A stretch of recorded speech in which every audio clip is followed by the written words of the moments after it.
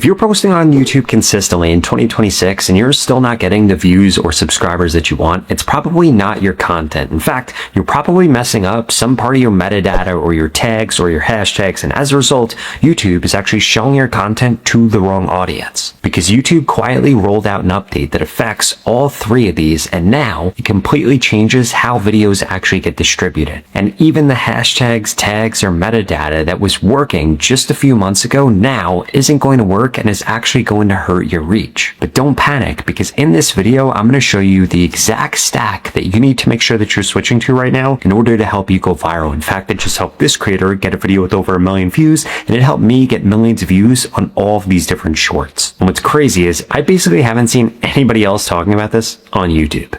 So the first thing that you need to understand is now YouTube actually uses what I call a topic stack. So they're not just looking at your hashtags in order to say, hey, this is some minor thing that doesn't really matter anymore. Instead, they're doing something different. And that different thing is that they're actually using these hashtags as the primary signal for what feed they're going to drop your YouTube shorts into. And there are 3 layers that you need to make sure are stacked correctly. Stack number 1 is going to be your anchor hashtag. This one needs to describe exactly what your video is about in the most literal way possible. For example, if you're uploading a video about how people could save money on their groceries, it needs to be something like hashtag grocery savings. Or if you are uploading about working out your biceps, it needs to be hashtag bicep workout. Don't overthink it. This anchor hashtag is what YouTube is going to use for the first test audience for your content, so please don't mess it up. Layer 2 is going to be your bridge hashtag. This is what tells the algorithm who else might be interested in your content. So basically what you want to do is you want to expand the reach on it. For example, let's say you were trying to help people work out. It would be hashtag workout. Or let's say that you were teaching people how to catch more bass. It would be hashtag fishing. Basically, it's the level up or the hashtag that more people are going to be interested in, but there's still going to be people interested in that exact topic. And then layer 3 is going to be your audience hashtag. This is who else is going to be watching your content. For example, if you're uploading a YouTube short, this is going to be adding in hashtag shorts. Or if you're uploading a video to long form, it'll be something like hashtag viral. Basically, it's going to be the highest level of hashtag that you could possibly use, and you want to make sure that you're layering all 3 of these to make sure that your content gets as much reach as possible. But using the right hashtags isn't the only thing you need to make sure that you're doing. You also need to make sure that you're actually placing your hashtags in the right placement. Whether you're uploading long form content or short form content is actually drastically going to change this. Okay, so let me show you the actual difference of where you should be placing these hashtags. So if you are uploading a long form video, like we could see I am doing right here, this video isn't live yet, but this video is probably going to go live in the next few days on my AI channel. If we come down here, we see the hashtags right here. We have hashtag Flova AI, hashtag AI video, hashtag AI ads. And what you notice here is that I have no hashtags in the title of my long form video. I only have them at the end of my description. And if we actually come over here and check this video out quick, what you're going to notice is the hashtags actually show up top here, even though I put them at the end of my description. And this is how hashtags should correctly be used on long form content. Now, if we come over to my shorts, you are going to notice something completely different. So if we actually come over to a short, for example, this one right here, and we click into details, we could see I have hashtag shorts right here. So I have hashtags at the end. We could see YouTube is also suggesting different hashtags right here automatically based on my existing content. And again, this literally perfectly lines up with everything I've been sharing with you so far in this video. If we come over to this description, there are no hashtags. So on short form content, only hashtags in the title. On long form content, only hashtags in the description.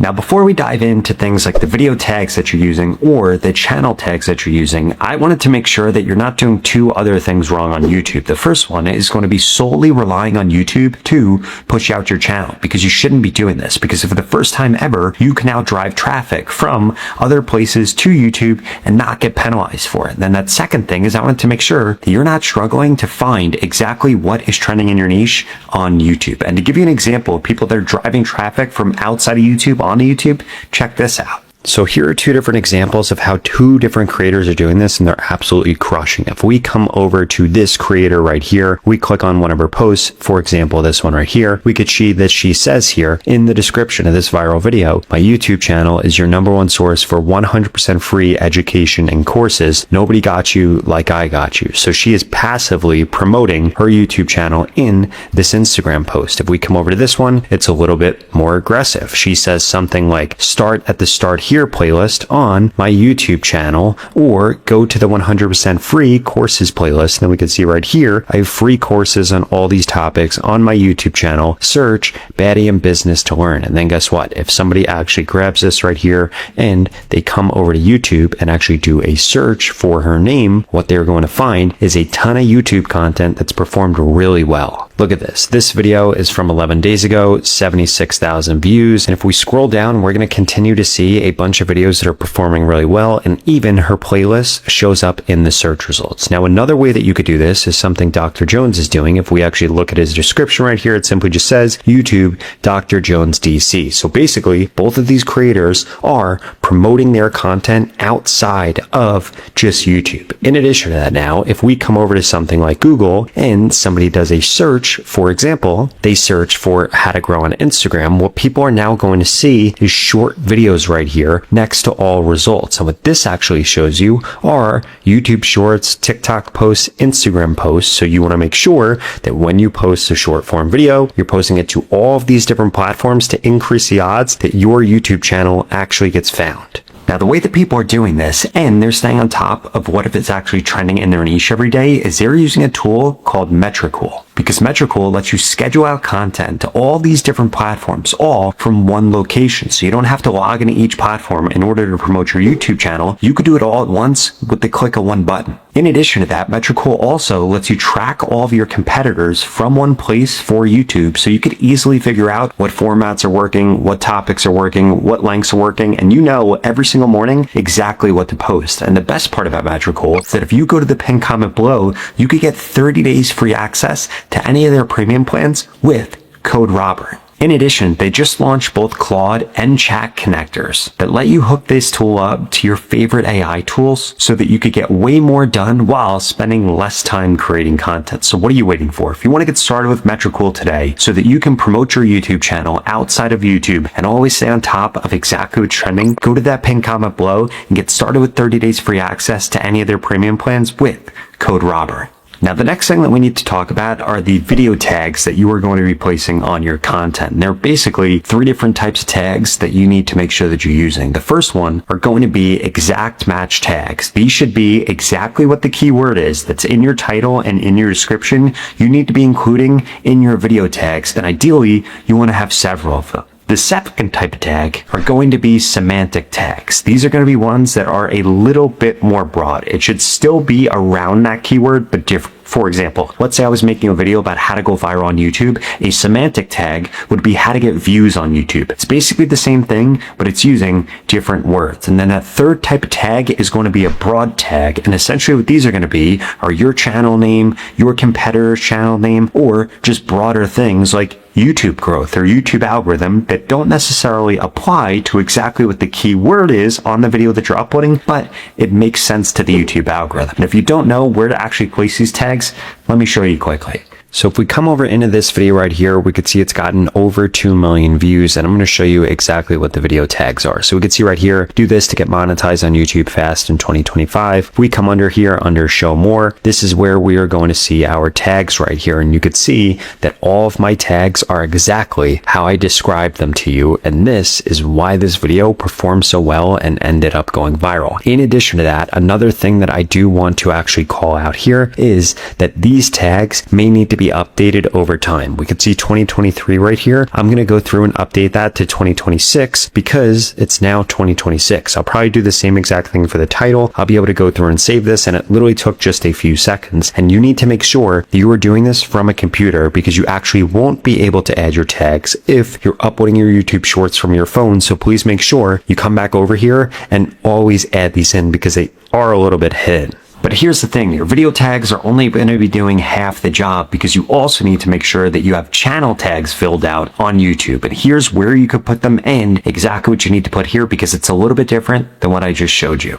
Now those channel tags are going to be a little bit different. If we come over into settings right here, you are then going to be able to click on channel right here, and then we'll see these keywords under basic info. And you want to make sure that you have 3 things in here. First and foremost, you want to make sure that you have your name. We can see that that's the first thing that I have here, Robert Benjamin. The next thing that I have is a bunch of keywords about everything I post about. We have things related to TikTok, going viral on TikTok, getting TikTok followers, getting a TikTok famous, growing on TikTok. We have the same exact thing for Instagram, and we have the same exact thing for YouTube and YouTube Shorts, because those are the 3 topics that I post about on this channel. And then the final thing that we have is vidIQ, Think Media, Marcus Jones. These are some of my biggest competitors on YouTube. And again, you want to make sure that you go in and that this covers everything that you're posting about. It covers your name or your channel name if it's going to be different from your actual name, and then also at least 3 competitors. And you want to make sure that you're choosing the largest competitors, the largest topics, and the largest tags that you could actually include in here. Don't drill down to things that are super specific, like how to do this or how to do that. You want it to be more broad and things that are going to show up in multiple different searches, like just TikTok or just Instagram or just YouTube Shorts or viral or grow on social media. These are all a lot more broad, which just increases the amount of people